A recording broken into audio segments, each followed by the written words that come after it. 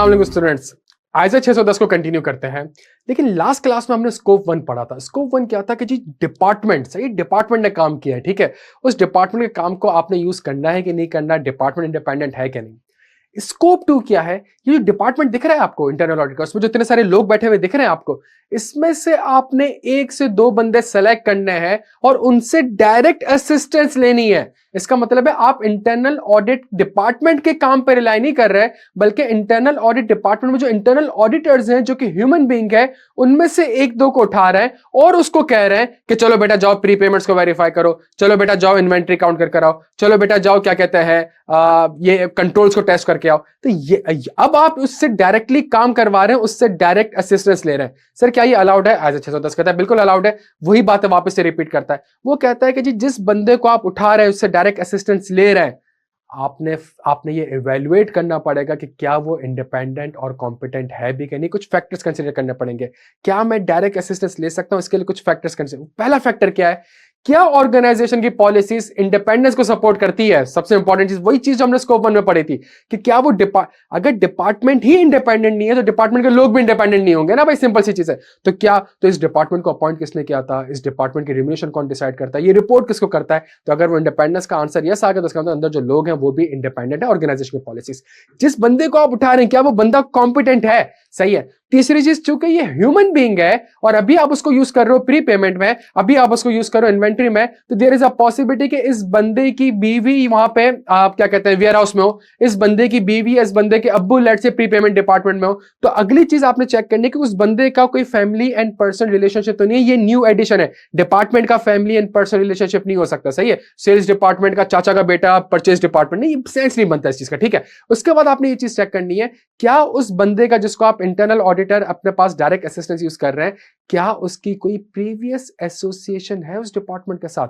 अगर मैं उसको यूज कर रहा हूं वेयर हाउस डिपार्टमेंट में इन्वेंट्री काउंट करने के लिए, तो कहीं वो पहले वेयर हाउस में तो काम नहीं करता था, उसकी बीवी काम करती, तो मतलब फैमिली एंड पर्सनल रिलेशनशिप, क्या वो पहले तो उस डिपार्टमेंट में काम नहीं करता था? क्या उसकी कोई एसोसिएशन तो नहीं है उस डिपार्टमेंट से? अगर है तो इसका मतलब है यार वो बंदा इंडिपेंडेंट नहीं है। सही है।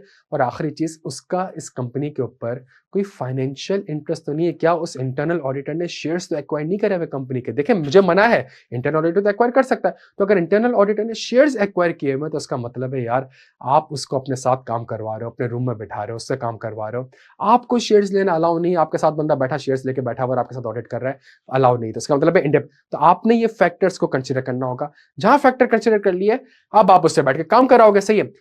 यहां पे आइजा आपको कहता है सर्टेन एरियाज आर प्रोहिबिटेड, आपने इन एरियाज में इसको यूज नहीं करना है। अगर फ्रॉड रिस्क की डिस्कशन चल रही है, अगर डिस्कशन ऑन फ्रॉड चल रही है, आज 240 में हम पढ़ेंगे, एंगेजमेंट टीम डिस्कस करती है कहां कहां पे फ्रॉड हो सकता है, उस डिस्कशन में उस बंदे को नहीं बिठाना। सर वो तो मेरे ही टीम का पार्ट बन गया ना अगले 2-3 महीने के लिए। वो भले ही आपके 2-3 महीने का पार्ट बन चुका है प्यारे बच्चों, लेकिन बात 2-3 महीने बाद तो वापस मैनेजमेंट की गोद में जाके बैठेगा। सही है। तो आपने फ्रॉड रिस्क वाली डिस्कशन में उसको एंगेज नहीं करना है। कुछ प्रोसीजर्स ऐसे होते हैं जो अगेन एज 240 के हिसाब से होते हैं, जो अनअनाउंस्ड प्रोसीजर्स होते हैं। मैं अचानक से जाके स्टॉक काउंट कर लेता हूं, मैनेजमेंट को नहीं बताता, मैं अचानक से जाके वेयरहाउस में छापा मार लेता हूं, मैं अचानक से जाके कैश काउंट कर लेता हूं। ये सरप्राइज काउंट होता है। सही है। ये मेरे पास अनअनाउंस्ड ऑडिट प्रोसीजर है। वो जो अनअनाउंस्ड ऑडिट प्रोसीजर है ये भी आपने इसको नहीं बताना है, इस एंगेजमेंट टीम डिस्कशन में भी आपने इसको इन्वॉल्व नहीं करना है। और वो एरिया जहां पे हाई जजमेंट है, जहां पे रिस्क ज्यादा है, उस एरियाज पे आपने इससे काम नहीं करवाना। तो सेम पुरानी वाली एग्जांपल याद रखेगा, प्री पेमेंट पे काम करवा लो, इन्वेंट्री का काउंट करवा लो, कंट्रोल्स वेरीफाई करवा लो, लेकिन भाई प्रोविजन फॉर वारंटी और पीपी के इंपेयरमेंट पे इस बंदे से काम नहीं करवाना है आपने। सही है। उसके बाद आपने सबसे इंपॉर्टेंट चीज है जो आपने ये देखनी है कि वो एरियाज जहां पे जजमेंट और रिस्क ऑफ मटेरियल में असिस्टेंट बहुत ज्यादा है, ठीक है, तो उस चीज के ऊपर आपने इसको इन्वॉल्व नहीं करना है। अगर इस बेसिस पे आपने एरियाज कुछ आइजन आपको मना कर देगा एरियाज प्रोहिबिटेड है, और आपने इसके बेसिस पे कुछ एरियाज को सेलेक्ट कर लिया, लेट से आपने कहा प्री पेमेंट पे काम करवा लूंगा, लेट से फिक्स एसेट के अकाउंट वगैरह पे काम करवा लूंगा। अब जब आपने काम करवा लिया तो अब आप डिसाइड कर लिया ना अपने एरियाज, अब आप फौरन से 2 एग्रीमेंट करेंगे मेरे प्यारे बच्चों। एक एग्रीमेंट आप मैनेजमेंट के साथ करेंगे और उसको कहेंगे इस बंदे को मैं 2 महीने के लिए यूज कर रहा हूं, किसी भी किस्म की इंटरफेरेंस मुझे नहीं पसंद। सही है। किसी भी किस्म का आपने उसको इन्फ्लुएंस नहीं करना, आपने इंटरफेयर नहीं करना है। सही है। अगले 2 महीने ये मेरी टीम का पार्ट रहेगा, मेरे साथ बैठ के ऑडिट करेगा। सेकंड चीज, आपने इंटरनल ऑडिटर वालों को कहना है कि तुम्हें इस पूरे प्रोसेस में जो भी कुछ पता चल रहा होगा, तुम्हारे सामने ड्राफ्ट एफएस भी आके खड़े हो जाएंगे, तुम किसी की टीम के मुंह, किसी टीम मेंबर के मुंह से ये भी निकल आएगा कि जी कंपनी का प्रॉफिट इतना है। तुमने इन सारी चीजों के ऊपर कॉन्फिडेंशियलिटी मेंटेन करनी है। आप ये 2 एग्रीमेंट साइन करेंगे, एक कंपनी के साथ, मैनेजमेंट के साथ के कोई भी इंटरफेयर नहीं, और उस बंदे के साथ जिसको आप अपनी टीम का पार्ट बना रहे हैं उसको कि जी आपने कॉन्फिडेंशियलिटी मेंटेन करनी है। फिर आपने उसके काम को डायरेक्ट करना है, सुपरवाइज करना है, रिव्यू करना है। सही, बच्चा आपके पास आ चुका है, टीम आ चुकी है आपके पास, आपने उसके काम को डायरेक्ट करना है, सुपरवाइज करना है, रिव्यू करना है। जितनी ज्यादा जजमेंट इन्वॉल्व होगी, जितने ज्यादा रिस्क होंगे, जितनी कम इंडिपेंडेंस होगी, जितनी कम कॉम्पिटेंसी होगी, उतना ज्यादा आपको उसके काम को डायरेक्ट करना पड़ेगा, सुपरवाइज करना पड़ेगा, रिव्यू करना पड़ेगा। सही है।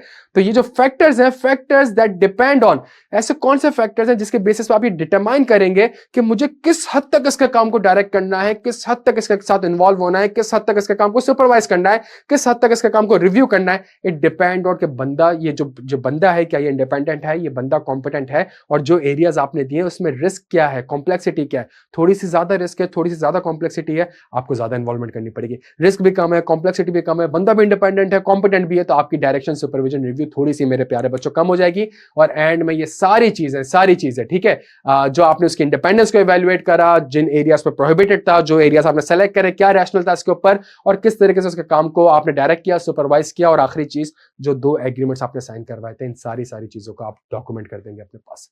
Thank you so much.